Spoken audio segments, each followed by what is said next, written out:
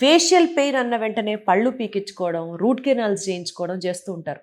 How do you see this sir? అంటే at least వాళ్ళకి పాపం ఇది వేరే పెయిన్ అని అర్థమయ్యేటట్టుగా మనం ఏమన్నా చెప్పచ్చా టు గైడ్ దెమ్? చాలా మంది డాక్టర్స్కి తెలియదు ఈ విషయం. అయ్యా, సో జనరల్గా ఫేస్ మీద పెయిన్ వచ్చింది, అది పన్ను వరుసల మీద వచ్చింది అనుకో, ఏమనుకుంటా పన్ను పన్ను నొప్పి పుచ్చిపోయింది అనుకుంటా. అవి ఉంటాయి కదా, కెరీస్ అని అవని ఇవని అని డాక్టర్ దగ్గరికి వెళ్తారు. డెంటిస్టులు కూడా బోల్తా కొడతారు అనమాట. కొడి అదేదో పన్ను చెడిపోయిందని అని పీకడం. అది పీకిన తర్వాత కొన్ని రోజులకి ఏదో తగ్గినట్టు ఉంటుంది, మళ్ళీ వస్తుంది, మళ్ళీ రెండోది పీకుతారు, మళ్ళీ తర్వాత మూడోది. కొంతమంది నా దగ్గర ట్రైజెమినల్ న్యూరాలజీతో వచ్చిన వాళ్ళకి ఈ పక్కన పళ్ళన్నీ లేచిపోయి ఉంటాయి, అయ్యో, అది ఒక సైడ్ వస్తుంది.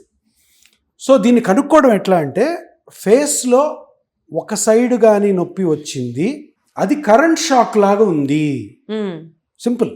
ఇదే diagnosis.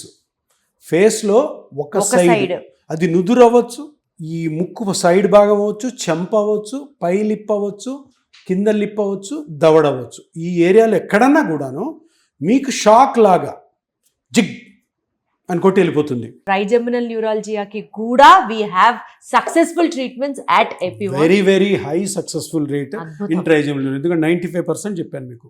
The success rate in trigeminal neurology radio frequency ablation is 95 to 96%. For surgery అప్పుడు జరుగుతున్నప్పుడు 98%. పెద్ద డిఫరెన్స్ లేదు. బ్రెయిన్ ఓపెన్ చేసి అమ్మ బాబాయ్, తలుచుకుంటేనే భయం వేస్తుంది. అది ఆ డాక్టర్ అప్పుడు ఏ మూడ్ లో ఉంటారో, ఎలా సర్జరీ బ్రెయిన్ చేస్తారో కదా, ఏ కాంప్లికేషన్, పారాలిసిస్, డెత్స్ అవ్వచ్చు. బట్ ఇది వచ్చిన తర్వాత సర్జరీస్ బాగా తగ్గిపోయింది.